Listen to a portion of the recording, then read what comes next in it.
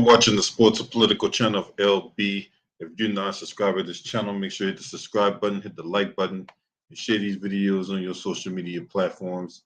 Let's get down to business. We got two different topics we're going to cover here in this particular video. Dealing with opposite sides of the spectrum in the sports realm. We're going to start off by talking about Triple H, aka Paul Levesque, and that he is taking over creative in WWE in light of the news that we received Friday about Vince McMahon retiring from WWE. Now, Bruce Pritchard, aka Brother Love, because I love you, was the interim head of creative, and but now it's going to be Triple H. So the work he did at NXT is going to be interesting to see how NXT 2.0 shapes up. So he will be the final decision maker when it comes to everything creative within WWE. This is a good thing. Now, will we get fresh matchups? Will we get better storytelling? Will we get the elimination of goofy, comedic storylines and things of that nature? That's all remain to be seen. Now, what's up, Nathan? Salute to you, bro. Now there are a couple people you might want to be on the lookout for, right? Because there's quite a few superstars that's on the main roster that Triple H developed and brought up, right? Bobby Roode, Seth Rollins, Kevin Owens, Shinsuke Nakamura.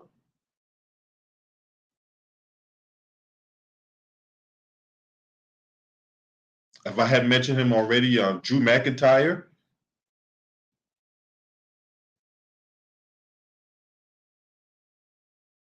Those will be a few individuals who I think that under Triple H's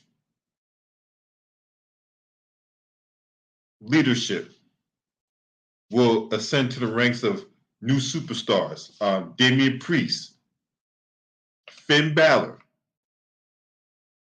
I think you're going to see a wider range of individuals in the WWE Championship picture as opposed to the 1 to 4 individuals that you will consistently see over and over and over again.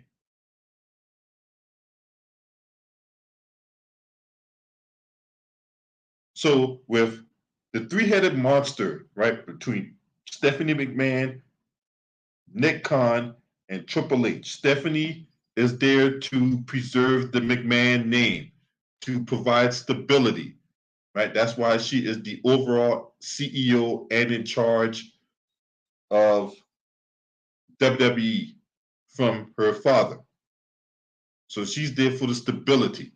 Nick Khan is there for the investment side. So when investors are coming in looking to invest in a WWE product, that's what Nick Khan is there for. He can sell the product. Now, with Vince McMahon being there and had these allegations over his head, it was a little hard to sell the WWE product because people are going to want to know, hey, what's going on? What's up with these allegations? Stock prices continue to drop. All that stuff, right? So with Vince McMahon retired, you got Stephanie there. She's well liked. She's well respected, right? Oh, what's up, LT, my man? LT, what's good with you, bro? Yeah, it's been a while. Yeah, I watch wrestling. You know what I'm saying? Matter of fact, when Monday Night Raw come to Washington, D.C. in a few weeks, I'll be right there. But anyway, so you got Nick Khan that can sell the WWE product to investors. And then you have Triple H. Now, I'm not really a fan of him as a professional wrestler, right? And that's not saying he's not a good wrestler. I'm just personally not a fan of him when he as a performer. But as a person who I've seen took the NXT brand and built it up to where it was before he was unceremoniously removed, if you ask me, the matches were really good. I mean, really, really good. And Samoa Joe was still in WWE. I think Samoa Joe would have been high up on that list too. Triple H has a list of guys that he built up only for Vince McMahon to tear them down when they got to the main roster. So, what does it look like? Okay, what will it look like, right? Because there's going to be a lot of attention paid to the Monday Night Raw tonight because this is the go home Monday Night Raw prior to SummerSlam. SummerSlam is Saturday night. So this is the last push. Well, second to last. Oh, yeah, it's the brand's last push for SummerSlam because it's going to be at Madison Square Garden, and it's the 20th anniversary of Rey Mysterio's time in WWE. And we're going to get Roman Reigns match tonight. So, with the news coming out today, we're not going to expect anything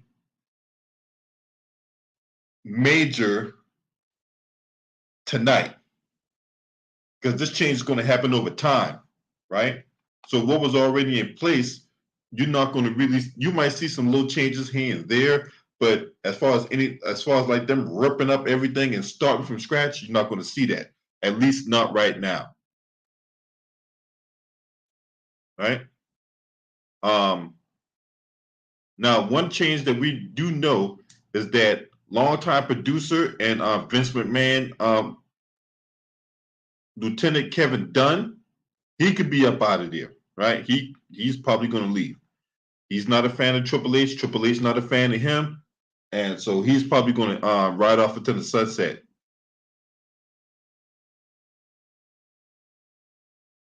All right. Now, Bruce Pritchard will still have oversight of the creative, but it will be Triple H that has the final say on how things goes.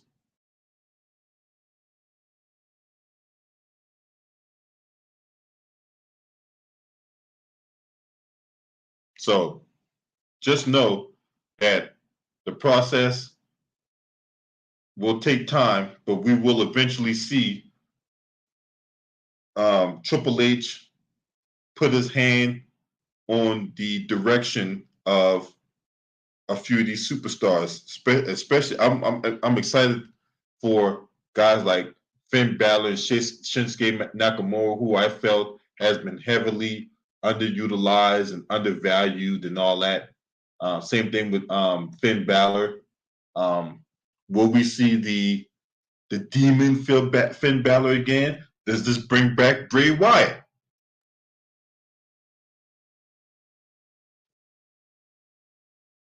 So there's a whole lot of questions to be answered in the coming weeks and months leading up to WrestleMania 39. So I'm excited. I'm excited. So shifting gears. Before you said, do I think Roman Reigns needs to drop the titles? I think he'll drop both of them on Saturday night. I think he'll drop both titles on Saturday night, but I think it will be with that Austin Theory guy. I think Austin Theory will be the guy that comes away with the Money in the Bank, cashing in on both of Brock Lesnar and Roman Reigns, and then wins both championships and stuff like that. I do think eventually they'll split it because you're gonna have. But then again, um, knowing Triple H, I think Triple H will want to have just one champion. I think they'll have one champion going across all brands, and then you're gonna have a whole series of contenders um, in play for that one champion. And I think whoever wins that championship is going to be the guy that's going to hold it for a while. You won't see this hot potato of championships where a guy wins it 1 month, and then 3 months later another guy wins it, and then 2 months later another guy. It won't be that kind of thing because the championship should have meaning. The champion should have meaning. The champion should have substance. So with that being said, don't be surprised if you see Paul Heyman have his hand in some creative aspects of the company. We've seen it play out with him and Roman Reigns. He does all the creative when it comes to the Roman Reigns character. He's also been reportedly been helping out Madcap Moss, the guy who's been with Happy Corbin this whole time. So that's why you start to see him in the picture a little bit, right? So what's up, Josh Johnson? Salute to you, bro.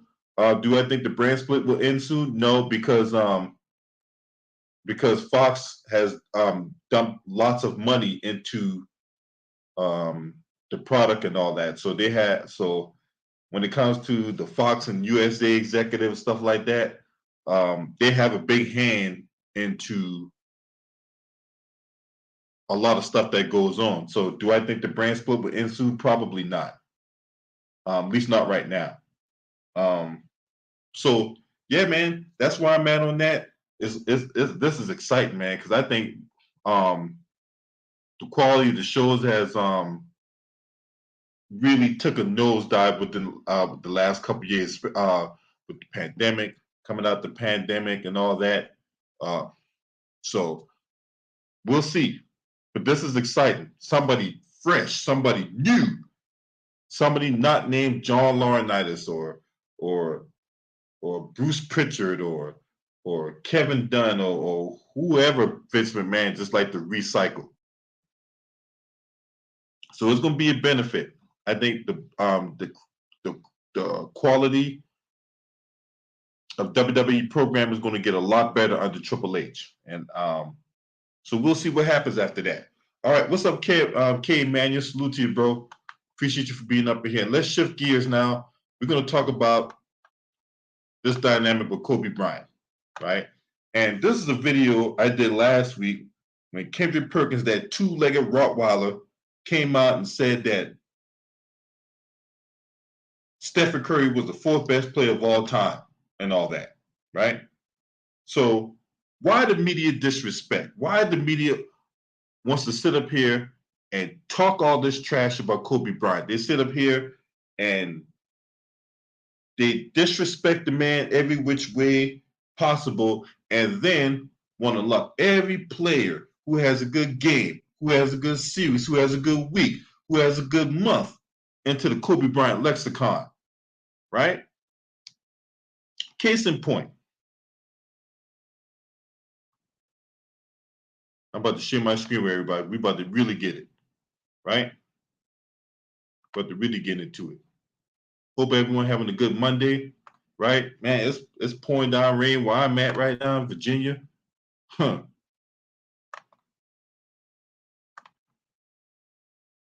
Now I want y'all to see this.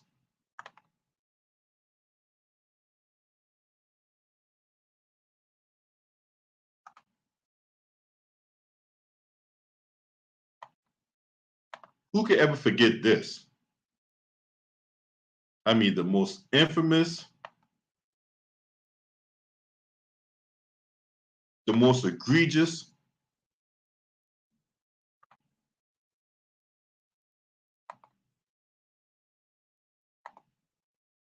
who could ever forget this?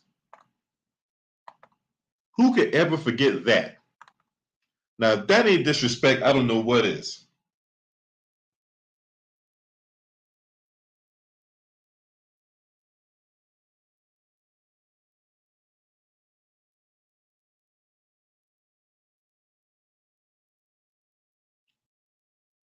Look at that. They had the audacity to rank Kobe Bryant, 93rd, the 93rd best player in the NBA. Below guys like Luol Deng and Monte Ellis and Harrison Barnes. Yeah, Kobe Bryant ranked below Harrison fucking Barnes. Those were the Luol Deng. Those were the people that ESPN was rating above Kobe Bryant. Just the utter disrespect.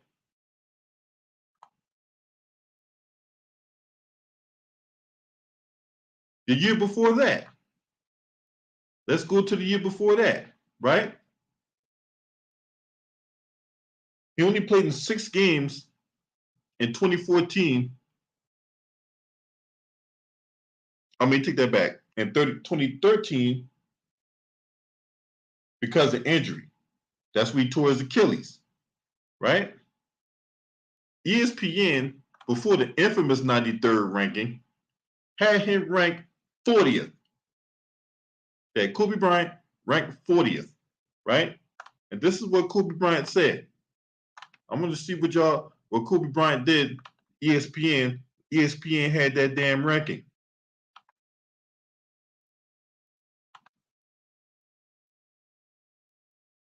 That's when they ranked him 40th the year before.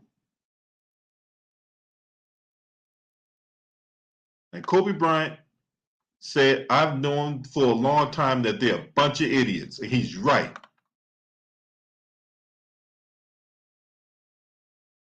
See, they'll sit up there, find ways, and find people who would do the bidding to disrespect this man's name. And this is not just on ESPN. This is on FS1 too. That Toucan Sam looking dude, Nick Wright, he always want to run his mouth about Kobe Bryant. Right? When Max Kellerman was on First Take,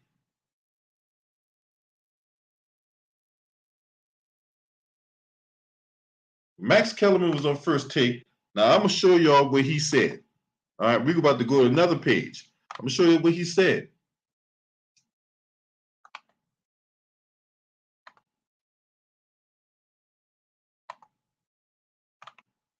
Max Kellerman, he was running his mouth recklessly too. That Kobe's on the 3rd team, that's the outrage. It's that he's on any of these teams at all. That is the outrage. That's an outrage.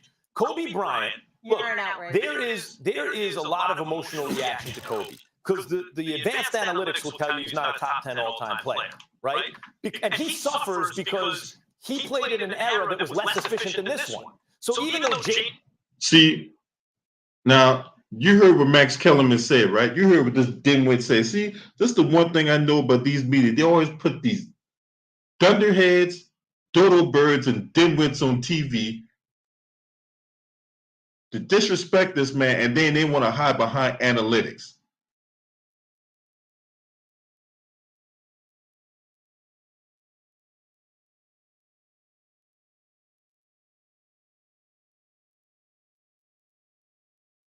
You can give that article credit. I'm not giving that article no credit.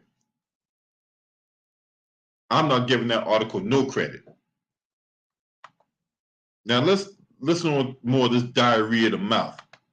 James Harden may have more efficient seasons than Kobe Bryant. If you watch James Harden in his prime and Kobe in his prime, there's no way to think James Harden was as good as Kobe Bryant because he wasn't. Even offensively, let alone both ends of the floor. He just played a certain way in a more efficient era. So he played more efficiently. The numbers will favor him. So it's not that I sleep on Kobe's prime. Kobe wasn't in his prime. We're talking about starting in the year 2010, 2011, right? Because now we're in 1920. Okay. 2010, 2011, Kobe Bryant played 82 games, had a great season, 25 points a game. He still wasn't prime Kobe anymore. I was in LA at the time, but he was better than like prime Carmelo, right? Kobe on the way down was still better than. So we count the 2010 championship in this, or no? No. By the way, 2010-11 is when it starts. That's the first season we're counting. Well, we're starting this one, 2019, 2020. right? Yeah, you 2010, 11, 11, 12, 13, 14, 15, 16, 17, 18, 19. That's 10 years. Okay. So he played, so that counts as a great season. The following season, he played 58 games. Okay, so Max Kellerman, right? Max Kellerman, he played in 58 games. Where he didn't tell you, hold on. He had another season on that level, still excellent, not prime Kobe excellent, but he played 58 games and then 78 games. Okay, so one thing Max Kellerman didn't tell you was the games that year he played 58 games, it was a strike shortened season where the NBA only played 66 games. See, that's what Max Kellerman didn't tell you, right? Now, had you not done your research, you would have assumed that Kobe Bryant missed 24 games that year.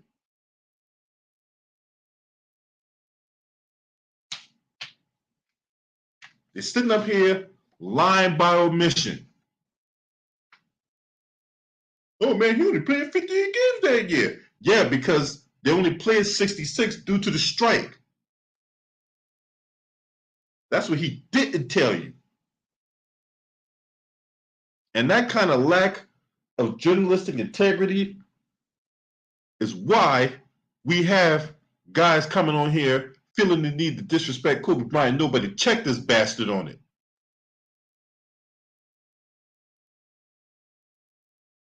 What's up, Luda Rider Sports? Salute to you, bro. Lakers fan 87. What's up with you, man? Salute, bro. Salute to y'all. Which was his last great season. So he had 3 seasons that you can call great seasons. Not prime Kobe seasons, but even Kobe on the way down, better than most players who ever lived. And that was it. See, that's the kind of shit right there. See, that's the kind of shit right there. That's the kind of shit right there. And look at the title. Kobe should be on the all NBA worst teams of the 2010s. I mean, just the utter, raw, unadulterated disrespect of Kobe Bryant.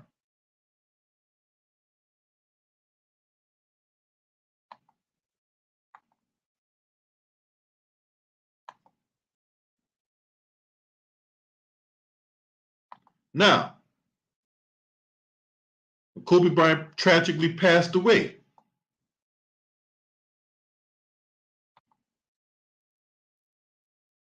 From the helicopter crash.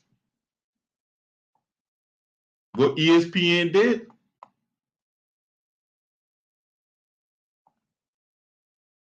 In light of that, the NBA canceled their games and they played his final game on, they re-aired his final game on TV.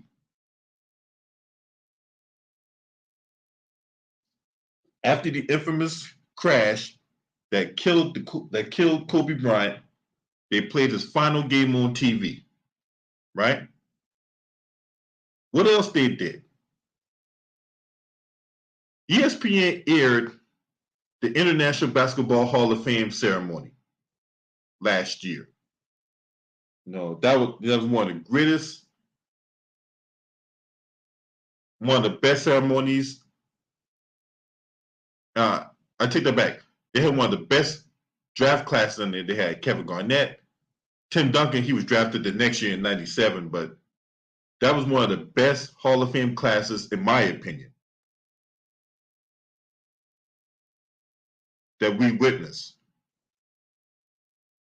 And the same network of ESPN that was trashing Kobe Bryant, saying he wasn't this good, he don't got it no more. He's ranked 93rd, right, on these lists. He was outside the top 10 or a whole bunch of other people's lists. And yet they were the same network that's playing his ceremony at the International Basketball Hall of Fame. You had Mike Wilbon for ESPN. You had that coconut head Mike Wilbon speaking on Kobe Bryant. And he was another guy that from time to time that would trash Kobe Bryant.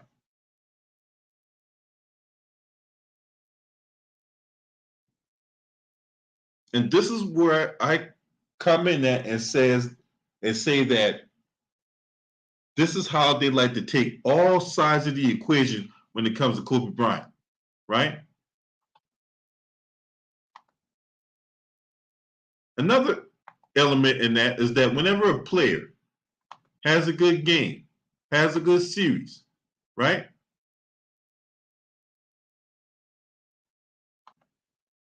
This is what they do. This is what ESPN do. I'll show you one more slide, and then I'm going to end this video because I'm not trying to keep you on here too long. This is what they do, right? Jason Tatum had a triple-double, right? In a Game 7. This is what they do. They want to lump everybody into the Kobe Bryant lexicon. 22-year-old Jason Tatum, second youngest player behind Kobe Bryant. 25 points, 10 rebounds, and 5+ assists in the Game 7. This is what they do. They want to lump everybody who has a good game, has a good series. They want to lump them in the Kobe Bryant territory. Right? Let's see what else we can find here when it comes to Devin Booker and Kobe Bryant.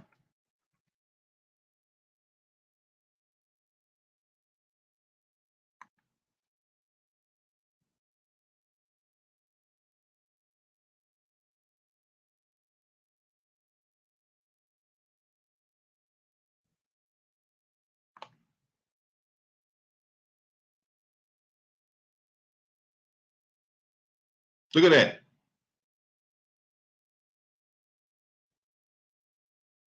Devin Booker, the 7th youngest player in NBA history to score 10,000 points. Behind LeBron, KD, Kobe Bryant, Carmelo Anthony, Tracy McGrady, Giannis Antetokounmpo. Most 25-point quarters in NBA history. Stephen Curry with 8. Kobe Bryant 4. See, see, this is what I'm talking about. You got these media members sitting up here disrespecting Kobe Bryant every chance they get, right? And every opportunity or every angle. But then you want to dig through analytics, pull up all these stats, and lump these current players into the Kobe Bryant lexicon. And that right there is how the media tries to take all sides of the equation when it comes to the Kobe Bryant dynamic.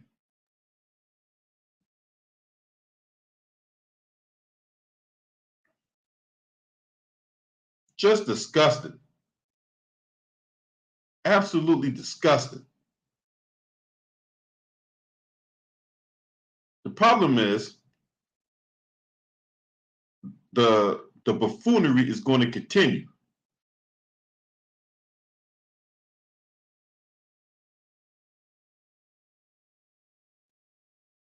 The buffoonery is going to continue. So each time, guys like Nick Wright or Shannon Sharp or Colin Cowherd or Stephen A. Smith or Kendrick Perkins, that two-legged Rottweiler, right? Bobby Marks, any of them idiots that want to call themselves bringing up Kobe Bryant's name in vain, then we're going to call it out. Period. Now, if you're not subscribed to this channel, what's up, Carl Ward? Salute to you, bro. Yeah, them nerds care about analytics. That's who care about them. Them nerds care about them damn analytics. That's why they continue to bring it up. Because they got to have a stake in the game, too. All them analytical nerds.